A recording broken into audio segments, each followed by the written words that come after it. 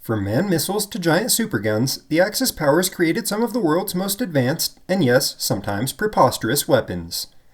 In this video, we will explore 3 of the most prominent of these designs and their effects, if any, on the battlefield. The Yokosuka MXY-7, better known as the Yoka, was a purpose-built rocket-powered human-guided kamikaze aircraft developed in Japan during World War II. Ensign Metsuo Ota, a member of the 405th Kokutai, originally designed it in 1943. However, the Japanese military initially shelved the project due to its difficulty in manufacturing and the fact that it would cost the lives of valuable skilled pilots. However, as Japan's position in the war worsened, the command's attitude changed and the plans submitted to the Yokosuka Research Laboratory were revisited and approved. The final design was 19 feet 11 inches long with a wingspan of 16 feet 10 inches. It was powered by 3 powerful Type 4 Mark I Model 20 rockets. The Yoka was intended to be carried beneath the bellies of G4M Betty bombers. Once released, the aerial torpedo would reach a maximum speed of 400 miles per hour. Upon nearing its target, the Yoka would dive, attaining a speed of up to 600 miles per hour before slamming into it and detonating the 2,600-pound warhead carried on board. The Oka's large charge was intended to sink American capital ships.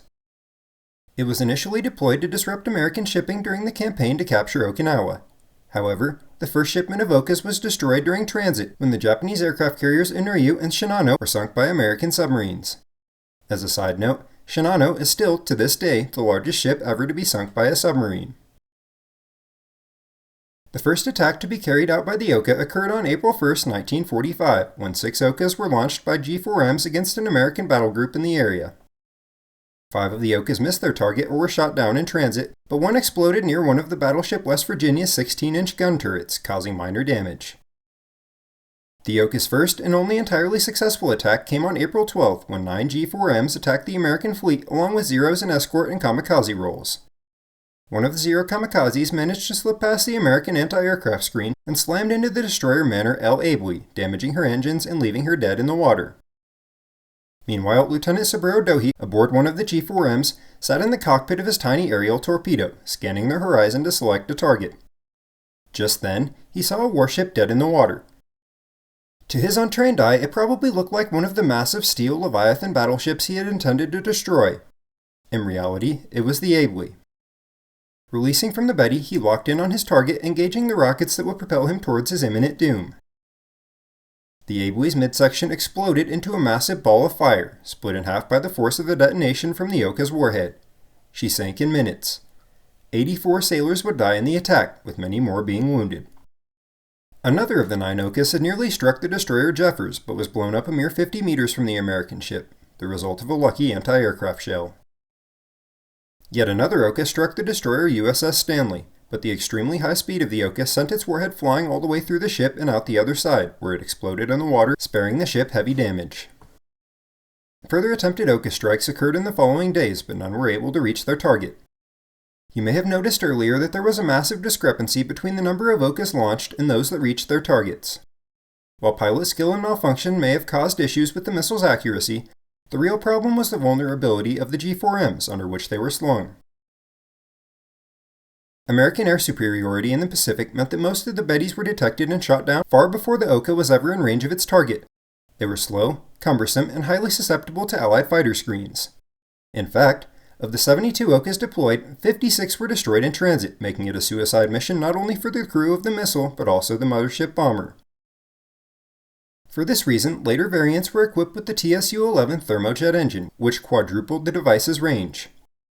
Additionally, while Japan only deployed 72 Okas to the Okinawa campaign, they had built more than 600 by the war's end, and many more were in production. It is believed that these Okas were to be launched from coastal positions in much the same way as a V-1 missile, to attack American ships from the invasion force. In the end, the Yoka was a massive failure, costing the lives of many young Japanese men and doing little to deliver on its promise as a significant firepower leveler.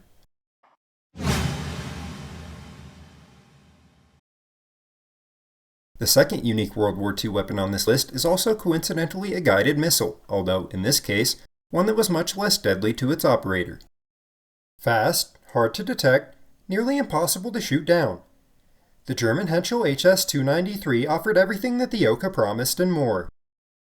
It was part of Hitler's network of Wunderwaffe, or wonder weapons, designed to help bring Germany to domination in Europe. The device was created to keep German bomber crews safe from Allied anti-aircraft guns while providing accurate fire against Allied surface ships.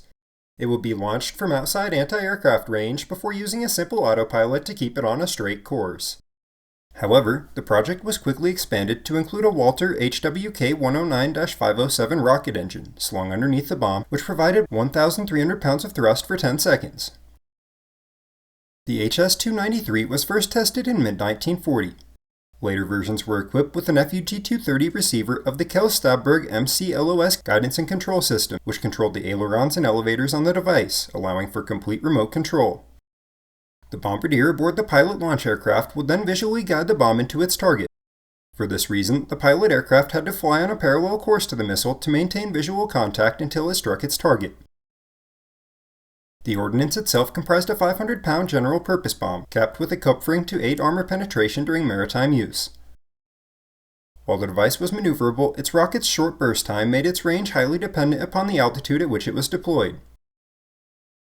The HS-293 would be launched from various aircraft, but was used operationally by the HE-177, the FW-200 Condor, and the Dornier 217. It was tested aboard a Henschel 111. The missile was first utilized in August 1943 when one struck the sloop HMS Bideford but did not explode, leaving her with minor damage. The first ship sunk by HS-293s was the HMS Egret, which sank on August 27th. This was followed by the HMT Rona, which sadly went down with over 1,000 Allied soldiers and sailors on board on November 26th. During its operation, the HS-293 sank or damaged roughly 30 ships. The most notable sinkings include the HMS Spartan and HMS Dulverton, USS LST-282, and many more. The UK deployed jammers to target the radio waves utilized by the Germans to control the HS-293. However, early jammers struggled to intercept incoming missiles as the Kelt transmitter used by the Germans included an 18-channel system. Early Allied systems could only jam one channel. As the war went on, the Allies developed more and more effective jammers. This culminated in Britain's creation of the Type 650 transmitter, a more potent machine that jammed intermediary channels, allowing the British to disrupt all 18 channels simultaneously. Another system, AIL's Moss jammer, was utilized effectively during the Normandy landings. These countermeasures made the HS-293 largely ineffective. Germany attempted to remedy control issues by creating wire-guided and television-guided variants. Still, these changes were not implemented before the end of the war. Several attempts were made to bomb bridges over the Sea and Saloon rivers to halt the Allied advance in 1944. Still, the missiles proved inaccurate against land targets.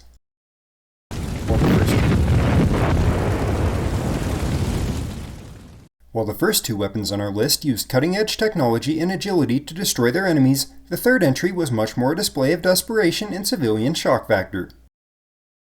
German fascination with large-caliber artillery began in World War I. It resulted in the largest cannon of the era, the Paris gun. This massive 203mm cannon would lob shells an incredible 78 miles and was used to shell Paris from behind German lines during the latter days of World War I. Unknown to Germany, however, the French, intent on retribution, would create an entirely new design to counter the German long-range batteries. The French design utilized a multi-chambered barrel. A single projectile would be fired, with subsequent charges placed in recesses along the length of the barrel to increase muzzle velocity and therefore range. World War I ended before the French could build their new gun, but the designs were archived for future use. These same plans were captured by Germany as they raced across France in the early months of World War II. They sat largely unused for 2 years until an engineer named August Condors took an interest in 1942. Working at his Wetzlar plant, Condors created a miniature 20mm multi-chambered cannon, which proved effective. He then began planning a full-size version of the gun, intended to be 15 centimeters in caliber and fire out to a range of 103 miles. Because of the advanced state of the war at this point, Condors and the German command believed that the gun should be rushed into production before it could be submitted for testing. Hitler was briefed on the V3 shortly after the British attack on the Peenemünde Rocket Center in May 1943 and agreed. The V3, short for Vergeltungswaffe or Vengeance Weapon 3, was 130 meters or 430 feet long.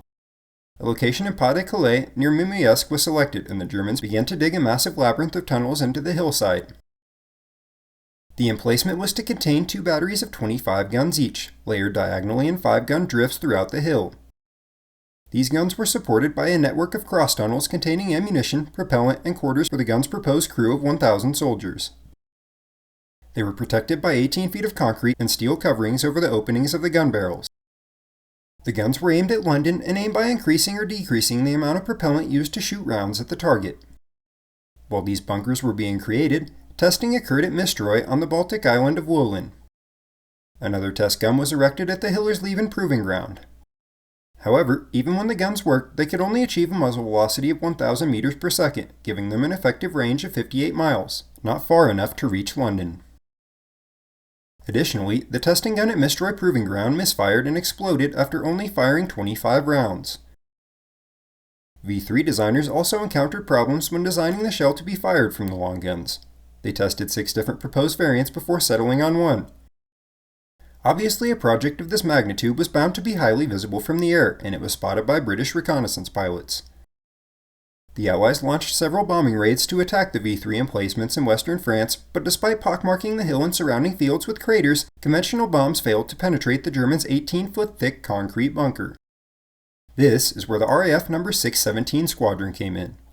Better known as the Dam Busters, 617 Squadron was made of the most skilled and capable bomber crews from across the Royal Air Force. Armed with 5,400 kilogram or 11,900 pound tallboy bombs, the Dam Busters attacked the V3 site from high enough above that the bombs penetrated deep into the ground, causing earthquake-like shaking in the hill and collapsing many of the tunnels used to service the guns. The site was so badly damaged that it had to be abandoned, along with the Wehrmacht's hopes of shelling London. This did not, however, mean that the V3 was retired entirely. The project was moved under the command of SS General Hans Kammler, who ordered cannons ready for action on the retreating Western Front by late 1944. 2 half-length guns were created and moved to a position near the Ruhr River near Lampaden. Luxembourg, which had been liberated by the Allies, was shelled beginning on December 16th and ending on February 22, 1945. 142 rounds hit the city, killing 10 and wounding 35. As the Germans retreated, they brought the guns with them. They were left at the Röchling Works in Wetzlar. They were taken to the Aberdeen Proving Ground in Maryland for testing before being scrapped in 1948. The V3 program, like most of Hitler's other Wunderwaffe, was a massive failure. It had taken the time, work, and effort of thousands of young German men, as well as significant resources away from the German war effort, all for the destruction of a few innocent civilians.